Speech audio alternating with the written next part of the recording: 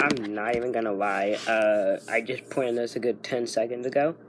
Like yesterday's video. It is weird. It's like back-to-back days I was just laying in bed watching YouTube, got up, walked out of my room, boom, YouTube idea. So that, and then also, I'm totally doing this whole week, like, just impromptu, like, not even scripted, because the week had to get messed up, because a normal week is I would have Monday, Tuesday in my room for school, and my brother's at school, and so I record Monday video, upload it, I record Tuesday and Wednesday video, so I can upload Wednesday one, where it appears I'm in my room, but Matt's there, so I can't record in my room. And then I record Thursday's video, upload it, and then I record Friday, Saturday, and Sunday. This week, Monday, President Day, Tuesday, Snow Day, Wednesday's Mac home. So, a lot of improvisation going into it. Yeah, I'm literally sitting with a freezer behind me. And the only way that the light can be on for a fan. So, which I'm sitting in a room with 4 freezers in it, with the fan on, with 7 inches of snow outside. And shorts and a t-shirt. To say that I'm freezing would be an understatement. So let's get into it. So you can tell by the title of the video, I'm just going to be basically talking through what I want to do after high school, because it's a stupid question, to be honest. Let's just dive straight into it. It's a stupid question. All throughout high school, whatever. They're like, oh, what do you want to do after high school? When you're a little kid, you're like, I want to be an astronaut. I want to be the president. But once you get older, they ask that question a lot more, and you give serious answers, and you get serious thoughts into it. And it is really annoying. Just like, and they want you to like, so what college are you going to? College isn't the only answer. Let's just get this out of the way. College is not the only answer. There are plenty of things you can do after high school. For example, you can go into the military. That's one thing. You can serve your country. And it's not even like, oh, you're fighting or whatever. You can be in a factory to produce ammunition. You can be like the patrol group. Like, literally, one of my teacher's daughters are in Hawaii right now in the military. They're not like fighting the Gulf War or something like that, but they're in the military. I mean, you can go, like, join the police academy. That's not college. You can, if you're really into sports, you can go to professional sports, like baseball, football, basketball. You can do that. Well, technically for basketball, you need a year of college, but you don't even do classes. You just play basketball. So it's really annoying how they're like, so, you're gonna go to college and all this, so no. And then, another reason why it's annoying, it's sometimes you don't even know. It's like, I want to do this, but then that change. It's like, oh, I want to be a teacher, but looking into it, you have to do this requirement, and go do this class, and get this degree, and have this many years of training, and you're like, that doesn't sound like something I want to do. It'd be a good job, but it doesn't sound like something I want to do, so I want to do something else. But then it's like, you have to have it, boom, like, right away. You have to know, you have to have the next 10 years of your life planned out. And I swear, people don't even have the next 10 minutes of their life planned out sometimes. It's super frustrating.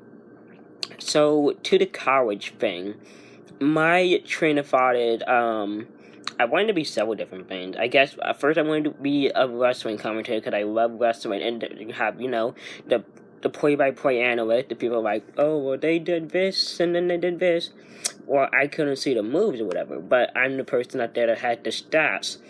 That's like, or give the history on the wrestler. And then when I listen to baseball or basketball games, and when you do that too, it's like, oh, Mike Trout is 13 for 23, which is a 235 batting average with 13 home runs, 55 RBI, and an on-base percentage of ABC, and a OPS of this, and a slugging percentage of that, and he has this many watts to strikeout ratios, and but all that stuff. Or in basketball, it's like he's shooting 50% from the free throw line and 30% from behind the arc or the 3-point line, and he went 27 for 30 in the game in his shots. So, and that kind of stuff. And then you calculate second chance points, and the rebounds, and the blocks per team, and all sorts of weird stuff like that. And then you can get real deep into it, like sprint speed, like all sorts of weird stuff. That's the kind of numbers I wanted to do. It's really simple. You take number A, divide it, multiply or whatever by number B, and you get a percentage or a final number. You write all those down, give it to the main commentator person, and just read off your numbers. That sounded super good to call a statistician, but that is a 4-year degree. And I sort of thought that I'm like, there's every job that I can do without going to college. Plus, college induces debt. And college debt is a pain in the you-know-what. It is so much money. I don't know how much. I know it's a lot of money for college debt. And I'm like, do I want 4 years of college debt? No. I have friends, like my best friend Isaac. He went to a university, went to switch to a community college because he hates it. Not hate, probably doesn't hate, but he sort of goes to this college because of his mom. He made the deal with his mom. He's like, he wanted this car. His mom's like, okay, if you go to the University of Illinois, or U of I, if you go there, if you don't have any traffic violation, like no speeding ticket, no parking thing, anything like that, I will buy you this car. He did a semester at the college at the University of Illinois, got the car, and he's like, I want to switch. I don't like this. No, this mechanical engineering stuff is way harder than I thought it would be. And that's okay, just sort of like, I'm only doing it to get the car and because my mom wants me to. And you sort of don't want to disappoint your parents, like, yeah, I'm gonna do this, and I know scholarships help, but scholarships don't cover everything. Unless you're like the top of the class or really, really smart, the scholarships aren't for everyone. College isn't for everyone, and that's why there's other options out there. So I'm thinking about a 2-year degree, so that's not as much debt. You can still get a pretty good paying job with an associate's degree, which is 2 years, and another reason I want an associate's degree, it sort of lines up with the ISBI thing. There's a community college, it's called Lincoln Land, a good, 5 miles, okay, maybe further than that, from the school. And they have a bus or a van that takes you there. And so you can do night classes there, or you can do part-year classes at ISBI. So, because you have to take some of the ISBI classes to be, like, to be a resident or student there, enrolled there, and then you can take college classes. So you take the college classes, you can take your college work, take it back to ISBI where you have the teachers there to help you, and it's sort of a safety net. But say you leave my school ISBI and you want to go to Wichita State or something like that, you can't just go all the way from Ohio. I think Wichita's in Ohio, or Iowa, or Kansas. Where's Wichita? You can't go all the way from just to, hey, be like, yo, Mrs. Smith, how do I do this paper? So yeah, so basically you're right there on campus. You get to stay on campus, and the state pays for pays ISBI. So like you're not even paying anything. For like a regular college, like a university, you would have to pay either for an apartment close to campus, or you have to pay for a dorm on campus, and it costs a lot more for a dorm on campus than to live with your parents if you live close to the school. But if you don't live close to the school, then you have to find an apartment, and they cost a lot of money. That's why people have roommates with 4 or 5 people, split the cost on a studio apartment. But then also I've seen situations where the landlord wants to make sure that everyone's paying their part, so everyone pays that $300 or whatever for the apartment. So even if you just by yourself, you pay the $300. So a normal thing is like you have an apartment and you have 3 people staying in it, and the rent is $300. So person A pays $100, person B pays $100, and person C pays $100. And then you have your light, your cable, your electricity, your water, your Wi-Fi or / internet bill, whatever, and you split the bills up evenly in groceries. So it'd be like person A gets grocery and light bill, person B gets electrical and water bill, person C gets internet and the garbage bill. Or let's just say you split up that way, plus the $100 per rent, plus whatever you want to buy yourself. And I've seen situations where no matter what, you have to pay that $300. So person A paid the $300, person B paid the $300, and person C paid the $300. And they do that because there have also been things where person was like, well, the rent is due at the end of the month, and person A's like, oh, I'm sorry, I'm short on cash. Could you guys cover it this time? And then they do that over and over. Or they're like, I lost my job. I don't have an income. So it ended up with people B and C paying for person A's rent along with their own. So to make sure that doesn't happen, they have everyone pay the $300, which is just bogus. But I see why they do it, but that's just stupid. But so yeah, that's just another thing to take into consideration. And college is way more difficult than just high school classes. I mean, you think some of your high school classes are hard, but college is even harder. You go from 25 kids in your class to a good 300 in your class. And you go a lot faster and a lot deeper than in high school. And there's a good reason why really no one from IFBI goes to college. Because it's such a big leap. IFBI is like not even fair. It's like a cakewalk for someone of my caliber. I went to public school until halfway through my sophomore year. It is a cakewalk at IFBI from my high school to IFBI, and it's going to be an even larger, so it will already be a big jump from Mattoon High School, or MHS, to a university college. It's going to be an even bigger jump for someone that went to IFBI their whole life. Like my friend Lindsay, who went there for the majority. She went there when she was in 6th grade, and she stayed until she aged out, and she never went to college. But I mean, not saying that, oh, yeah, that's a touchy subject. The material is a lot easier at IFBI, and so how are you supposed to be basically learning stuff to help you later in life while trying to give you an education, teach you the basic stuff? But there are people at IFBI don't even know the basic stuff. And so then you expect them to make the leap to university or community college. They would struggle mightily. There's only a good handful of my friends at IFBI that have college classes. My friend Colton, Katie, Michaela, Alex, Sadie.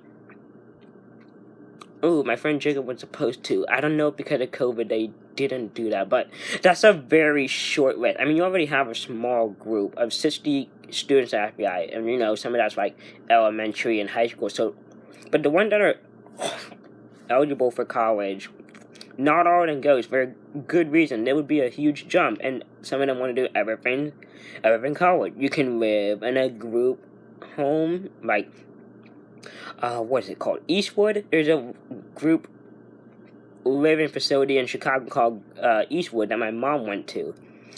And I'm pretty sure there's others in around Eldorian and other states, but it just depends on what you want to do. And for me, my goal changes, I don't want to say often, but you know, just you sort of take more things into account. Like, you have Isaac, who's like, stay away from college, it's poison, no one should go to it. And you got my friend Grace, who's looking for a private college, which is going to cost more than just a regular university or community college. And so she's all about that college life. And so two of my friends, but they're on complete different spectrums, in different direction, with two different sources of advices, plus my own 2 cents I put in, and just asking different people for opinions and their suggestion. And should I do this? Should I do that? Should I take this class? And it all depends on what kind of degree or what kind of job you want to get. You will take different classes. But another thing is that you will end up taking classes for something that you want nothing to do with. Like, my English teacher, she studied English, but she had to take a freaking sewing class for some reason. I don't know why. Or maybe it wasn't a sewing class, more like a home ec class, but that had nothing to do with English. Or you have people with math degrees stuck in a biology class, or it's just the weirdest thing. That classes that have nothing to do with the degree you're going after. Can they just cut that out of college systems? I don't understand why they do that one, but so in terms of my education, I want to get an associate's degree. Oh, I didn't even mind. So the thing that lines up with IFBI is I graduate May 2022, and I age out October 2024. So 2 years, that's 4 semesters. So semester 1 would be August to December 2022, semester 2 January to May 2023, and then August to December 2023, and the January to May 2024. So that's 4 semesters or 2 years, and then from August to October 2024, that last 2.5 months that I'm at ISBI, if I even stay that long until I age out, but if I even do stay that long, I can either leave early, I can go find a job in Jacksonville, I can come back to Mattoon and find a job, I can do a variety of things. I just have to pin down exactly what kind of job I want to go after. But it's like, they are on you quick to be like, okay, you want to do this degree and this job and work this amount of hours, and you're gonna have this guy at your boss, and you need to have all these mock interviews and learn all these communication skills, and you just get overwhelmed. And it can just change on a dime. There's so many people that's like, well, I went to college for this, but I am not doing this currently. And you're like, so how do you get a college degree in this field, but you're doing something completely different? What's an example? I can't think of an example of someone personally I know, but it's like you can get bored of doing it. Like Isaac, like I mentioned, who was going to college for mechanical engineering, and he went to work on he's thinking about like going into fixing cars because his ex-girlfriend dad, basically, before he went to the U of I, offered him a job where he'd be making a good $20 an hour, 24, something like that, above the minimum wage of $10 per hour in Illinois, at least. So I think it would, maybe not 20, 15 something, somewhere in that. And he was going to teach him all the skills, everything he needed to know, sort of walk him through it. And I just turned it down because he was going to the U of I. And now he's like, I sort of wish I didn't turn that down. It would have been good money. I would have stayed in Mattoon because the college U of I is a good hour away. So he could have stayed with his girlfriend in Mattoon. It made so like a lot of sense. And he sort of wished he didn't turn it down. So the purpose of this is to basically get the teachers off our backs about, making a decision about going to college and we're all going to be, and why do they think every single one of us are going to college and going to be something great? I mean, there's probably numbers out there to support this, but not everyone from a graduation class of 300, not all of them are going to be straight A students going to be the next lawyers and the next doctors and the next policemen and all this and that. You're gonna have people who like graduate high school that's working in Dollar Tree. You're gonna have people that graduate from high school in prison. You're gonna have people who graduated high school doing something they never even thought they were doing. Like I don't know, say you go to college for banking, and one day you're not working at a bank, you're like, your sister's like, hey, can you come watch the kids for a little bit? You're like, okay, cool. And you start watching the kids, and you're like, oh, this is fun. I get to hang out with kids, and you really have a knack for taking care of kids, and you know what they want and how to take care of them. Or you might have young kids, and you're like, oh, I can do this. And then you open your own daycare. You don't have a degree in daycaring. I don't even think that's a degree. Or maybe it is, but that's not even what you went to college for. So that would be an example of something you go to college for, but not what you end up working for. So just something like that. So why are the teachers on our back to make a decision our junior year? They start on us like 7th or 8th grade when they have the career days, and it's like they bring in all these people, and there's like, oh, this is how this job works, and you want to do this when you're older. It's just let us. I mean, I know, how do I say this? Like, I know we have to pick eventually, but stop forcing us on such an early age. Our goals change so much. It's not even, it's like you literally can go back, and I wanted to be a teacher, I wanted to be a wrestling commentator, I wanted to be a statistician, and I'm interested in all that stuff, but it's just, you just think of it logically. Do I want to spend hours on end doing all of this complicated homework that I have no clue how I'm doing, but I'm interested in the basic stuff. I don't want to do 4 years of something that I can literally pull up a calculator and do for fun when I'm watching a baseball game. So it's weird. You guys can do whatever you want. Go to whatever college you want, whether it's private, community, university, Yale, or something. But you don't even have to go to college at all. That's the thing I'm trying to stress, that college isn't always the biggest answer for everything. Like a 2-year college, 2-year degree might just fit you just fine, and you can get plenty of good jobs with just an associate's degree. You don't have to get your doctorate, your PhD, your bachelor's, all of that stuff. You can get your CSL? Certified driver's license, CDL, that's not what it stands for, but something. And you might become a professional truck driver. Now, I mean, that's a degree or anything, but literally, what's that, like a 4-week class or something, and you got it, and you can get a lot of money for driving equipment or goods or like store products across the country. So, I mean, or a car manufacturer or something, but just like, just don't stress out about it, okay? I'm only bringing this up because I have my IEP meeting in a good 10 days. And I feel like they really bring us on the visually impaired people, because we can't just walk out and be like, yo, we're doing this. They want to plan out our lives, and it's not even funny. It's not even funny. Yeah, I'm going to end this here. I didn't expect to go this long, but I got passionate about this. I hope you enjoyed this little rant, and it gives some kind of advice. I mean, I'm terrible with giving advice. Yeah, I struggle with giving advice. I just sort of talked and hope that someone can find something useful for it. I don't even know what tomorrow's video is going to be. Maybe I can make it 3 days in a row where I just get up from watching YouTube, walk into the living room, and be like, boom, YouTube idea. So, we'll see. See you in 24 hours with another video. Bye.